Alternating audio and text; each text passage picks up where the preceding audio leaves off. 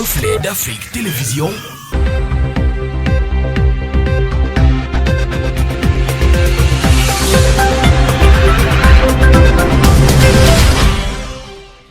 Madame, Monsieur, bonsoir. Le 20h de ce lundi 11 mai 2020, les titres de ce journal. À peine élu à la tête de la ville de Manfé, Acho Presley Ojon n'aura malheureusement pas la chance d'imprimer sa marque auprès des populations. Il a été fauché à la vie alors qu'il se rendait sur invitation des sécessionnistes à une pseudo-cérémonie de dépôt d'armes. Au lieu de l'objet réel de sa descente sur le terrain, il est plutôt tombé dans un guet-apens. La crise sanitaire du coronavirus qui sévit dans le monde affecte également l'économie du Cameroun. Dans la quête du maintien de leurs activités économiques et de la survie, certains acteurs utilisent des moyens illicites qui créent au contraire la dépression chez les consommateurs, mais également mettent leur vie en péril. Et en sport, suite à la polémique autour des dates de la Coupe d'Afrique des Nations Total Cameroun 2021, le président de la Confédération africaine de football, Ahmad Ahmad, s'est prononcé hier dimanche à ce sujet. Il appelle tout le monde à la prudence. Madame, Monsieur, c'est tout pour les titres. Le développement dans une poussière de secondes. Ouvrons ce journal avec cette note triste qui vient du Cameroun. Le maire de l'arrondissement de Manfé a été assassiné hier. Élu récemment maire de la ville de Manfé, département de la Mango, Acho Presley Ojon, 35 ans, a été assassiné hier dimanche matin. Selon des sources concordantes, il avait été invité par des présumés séparatistes à se rendre à Chrobi, son village, afin de les voir déposer des armes. Mais en fait, il s'agissait simplement d'un guet-apens. Les hommes en tenue, ils étaient deux au total qui l'accompagnaient dans l'escorte, auraient été blessés lors de l'attaque. Cette énième attaque Soungandé dans la région du sud-ouest est la conséquence de la crise entre séparatistes et autorités centrales du pays. Soulignons par ailleurs que les régions du nord-ouest et du sud-ouest du Cameroun sont le théâtre de combats meurtriers entre forces gouvernementales et les séparatistes armés qui ont fait à ce jour de milliers de morts et de déplacés en interne. Les populations des arrondissements de Nkonsamba 1er et 2e dans le département du Mongo, région du littoral, c'est au Cameroun, ont reçu des mains du prophète Bernard Noël Ndiana le don spécial du chef de l'État camerounais, don qui s'inscrit dans le cadre de la lutte contre le Covid-19. Reportage Thierry Blanchard-Sop. La cérémonie de distribution du don spécial du chef de l'État, Paul Biya, était inscrite dans le cadre de la lutte contre la pandémie du Covid-19 au Cameroun en général et dans les communes du Mongo en particulier, notamment celles de Nkonsamba 1er et 2e. Dans son allocution, El Hadj Oumarou, maire de Nkonsamba 1er, a profité de sa prise de parole pour adresser aux représentants de l'administration le merci des populations du département du Mongo et celles de Nkonsamba 1er et 2e au chef de l'État camerounais pour son accompagnement spécial dans la croisade contre le Covid-19 menée par les populations de ces localités. Nous en sommes fiers. Nous devons en demeurer pour éviter, tel que le mentionnait si bien Gossoff, de l'étonnement et la révolte pour une correction injustifiée s'est perpétuée dans le souvenir comme une preuve dans certaines valeurs essentielles. En promesse au numéro 1 du département du Mongo, Yves Bertrand Noël Ndiana, un accent sera mis une fois de plus sur des descentes de sensibilisation sur le terrain afin d'amener les populations à accentuer l'observance des mesures barrières édictées par le gouvernement dans la lutte contre le Covid-19. Actuellement, les étudiants résidant dans les 4 coins de notre pays ont décidé donc d'apporter un soutien à leurs parents, à leurs mamans, en offrant un gel hydroalcoolique pour aider à notre manière à lutter contre la propagation du coronavirus dans notre ville. Ce virus ne passera pas par nous. Sacrifiant au rituel de remerciement, le préfet du département du Mongo a relevé de manière particulière l'engagement du chef de l'État à assurer le bien-être des populations, notamment celles de Nkonsamba 1er et 2e. Il a également rappelé à son auditoire que le Covid-19 n'est pas une blague. C'est la raison pour laquelle il a demandé aux uns et aux autres de respecter scrupuleusement les mesures barrières édictées pour lutter contre le Covid-19. La crise sanitaire du coronavirus qui sévit au Cameroun affecte également l'économie nationale. Dans leur quête du maintien de leurs activités économiques et de la survie, certains acteurs du commerce utilisent des moyens licites qui créent au contraire la dépression chez les consommateurs et mettent en mal leur survie. Serge Joey nous parle du sale commerce développé autour de la pandémie du coronavirus au Cameroun. L'incidence de la crise sanitaire sur l'économie camerounaise ne souffre plus d'aucun doute. Les créateurs de richesses au niveau macroéconomique, tout comme au niveau microéconomique, sont durement affectés. Dans le souci de voir cette économie rester debout malgré le plein fouet, toutes les stratégies sont développées tant par l'État que par chaque acteur de l'économie à son niveau. Pour l'État, l'on peut féliciter les mesures d'accompagnement socio-économique prises le 30 avril dernier pour alléger le poids des pertes tant sur l'opération économique que sur les consommateurs constitués des couches sociales dont les revenus sont déjà assez faibles. Dans cette situation de récession qui n'épargne personne, certains opérateurs économiques, même les simples Bayam Salam ou encore des transporteurs clandestins ont trouvé l'aubaine de développer un sale commerce basé sur le chantage des prix et la circulation des faux produits. La forte demande des gels hydroalcooliques a créé un marché noir incontrôlable. Des cargaisons de faux produits ont été saisis par les agents de douane en Ngaoundéré en provenance du Nigeria. La fausse chloroquine fabriquée dans les usines de fortune à Bafoussam est également un cas avéré du sale commerce du coronavirus. Le pauvre Camerounais se retrouve entre l'étau du chantage des prix et la circulation des faux gels et médicaments, soit fabriqués ou importés par les adeptes du gain à tout prix et à tous les prix. Dans le secteur des exploitants des débits de boissons et les tenants des lieux de loisirs, au moment où l'État avait décidé de la fermeture des bars à partir de 18h, certaines boîtes de nuit et lieux de loisirs dans les villes, en nocturne suicidaire, continuaient à se remplir sous verrou pour se faire de l'argent.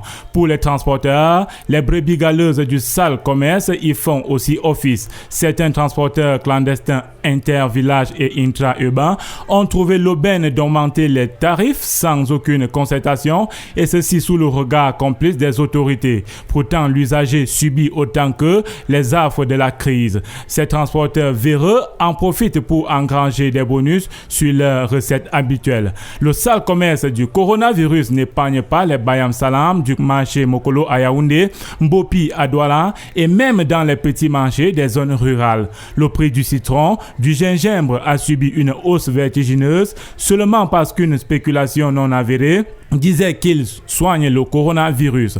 Certaines denrées de première nécessité sont devenues de l'or noir sur les marchés à cause du coronavirus. Bref, les secteurs du sale commerce créés à cause de la crise sanitaire sont nombreux. Beaucoup ont vite fait de transformer la récession économique en dépression sur les consommateurs. Ces appâts du gain à tout prix doivent comprendre que le choc est temporaire et que les effets devraient être partagés entre tous les acteurs. Les mesures de maintien doivent être unanimement prises et surtout motivées par la volonté de faciliter la vie à tout le monde en situation de résilience. Tous les acteurs de la chaîne économique doivent ressortir de la crise en gardant l'ordre social d'avant-crise. Il faut alors combiner la volonté du gouvernement à alléger le poids de la crise à un dialogue entre les producteurs et consommateurs pour un mieux-être de tous.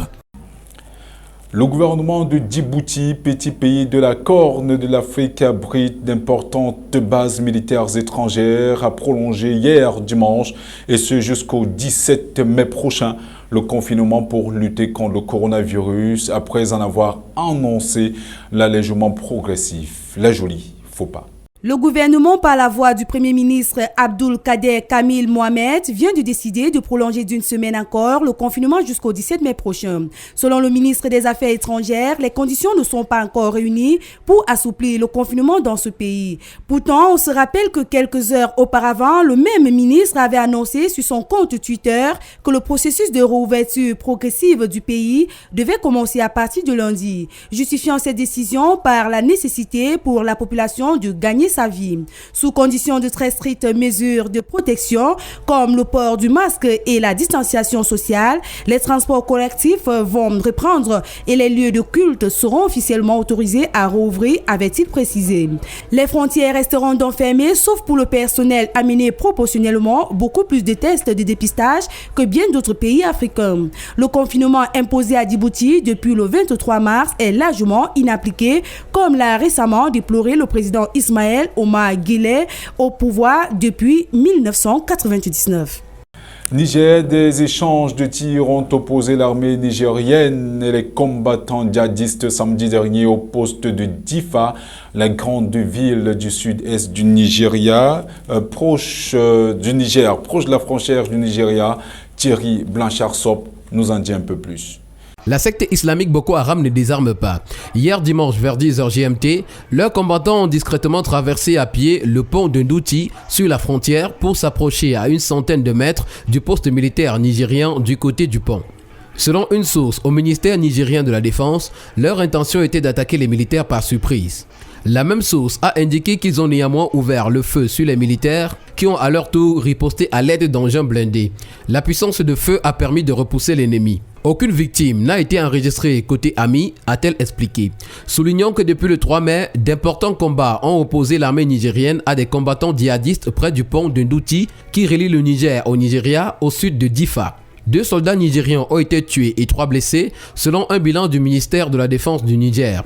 Dans une vidéo de propagande présumée de la terre du 3 mai, diffusée par le groupe État islamique en Afrique de l'Ouest, ISWAP, issu d'une scission de Boko Haram et affilié à l'État islamique, on voit de nombreux insurgés s'emparer au milieu des tirs nourris d'armes automatiques d'un camp de l'armée nigérienne, mettant la main sur des véhicules et des stocks d'armement.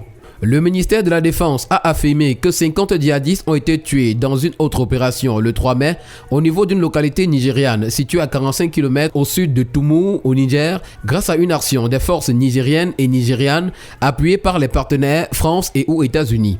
La région de Difa abrite selon l'ONU 120 000 réfugiés nigérians et des milliers de déplacés. Le conflit avec les djihadistes de Boko Haram et de l'ISWAP a fait plus de 36 000 morts depuis 2009 dans le nord-est du Nigeria et près de 2 millions de personnes ont dû fuir leur foyer. 6 morts et des dizaines de personnes blessées, c'est le bilan enregistré lors des attaques. Pas moins de 80 tirs de roquettes qui ont endommagé des avions de passagers. L'information a été confirmée dans un communiqué du ministère de l'Intérieur. Pour le gouvernement d'Union nationale, il s'agit d'une attaque organisée par des forces loyalistes à l'homme fort Khalifa Haftar. Le ministère des Transports a pour sa part déclaré qu'un des avions endommagés s'apprêtait à partir pour l'Espagne afin de récupérer les Libyens bloqués en Europe pour cause de coronavirus. Les forces de Haftar, basées à l'est du pays, tentent de s'emparer de Tripoli depuis avril de l'année dernière. Malgré la trêve unilatérale annoncée par le maréchal Haftar, ces attaques se poursuivent en dépit des appels au cessez-le-feu de l'Organisation des Nations Unies et des pays arabes durant le mois de jeûne du Ramadan. À ce jour, la bataille de Tripoli a fait des centaines de morts, dont de dizaines de civils et plus de 200 000 personnes déplacées. Sierra Leone, ministre suspendu pour avoir menacé de tuer les opposants. Le président sierra-léonais Julius Maada Bio a suspendu dimanche dernier l'un de ses ministres accusé d'avoir menacé de briser les jambes et de tuer les opposants après une série de violences dans ce pays de l'Afrique de l'Ouest. Abou Koroma, puisqu'il s'agit de lui, ministre de la province du Nord, une place forte de l'opposition est suspendue pour conduite et déclaration publique inacceptable, précise un communiqué de la présidence. Samedi, dans un discours télévisé, le président Bio a accusé les membres du All Progress Congress, un parti de l'opposition, d'être à l'origine des récentes violences, notamment la mort de 11 personnes au cours d'une tentative d'évasion des prisonniers dans Freetown, après un cas déclaré de contamination au coronavirus. Les autorités de l'ancienne colonie britannique, l'un des pays les plus pauvres au monde, ont déclaré à ce jour 307 cas liés au coronavirus pour 18 décès. Suite à la polémique autour des dates de la Coupe d'Afrique des Nations Total Cameroun 2021, voilà, le président de la Confédération africaine de football, Ahmad Ahmad, s'est prononcé hier dimanche à ce sujet. Il appelle tout le monde à la prudence, tel que nous l'explique Willy Camazon. Interrogé sur l'éventualité d'un report de la Coupe d'Afrique des Nations 2021 pour cause de Covid-19, le président de la CAF, Ahmad Ahmad, dit ne pas vouloir prendre des décisions précipitées. Face donc à une telle situation, il estime que toutes les parties prenantes dans l'organisation de ces compétitions pourront se retrouver plus tard pour discuter et se concilier pour que l'on puisse ensemble trouver un moyen de reprendre ces compétitions. Questionné sur la suite et la fin des coupes africaines, le président de la CAF a également appelé à la prudence de tous. Il affirme, je cite, « En tant que président de la CAF, j'invite personnellement tout le monde à être très prudent et attendre que la situation se normalise. » Fin de citation. Le patron de l'instance fêtière du football africain ne souhaite pas que le football soit une source de déstabilisation des mesures barrières prises par les différents gouvernements pour faire face à la pandémie du coronavirus. C'est donc le bureau exécutif de la CAF de voir et de discuter avec ses partenaires commerciaux ainsi que ceux qui coopèrent avec l'institution dans l'organisation de ces compétitions, notamment la Coupe d'Afrique des Nations 2021, les finales de la Coupe africaine des clubs et la Ligue des champions africaine 2020. Madame, Monsieur, c'est sur cette note de sport que nous mettons un terme à cette édition du 20h de ce 11 mai 2020. Merci de l'avoir écouté, surtout restez en compagnie de nos programmes qui se poursuivent.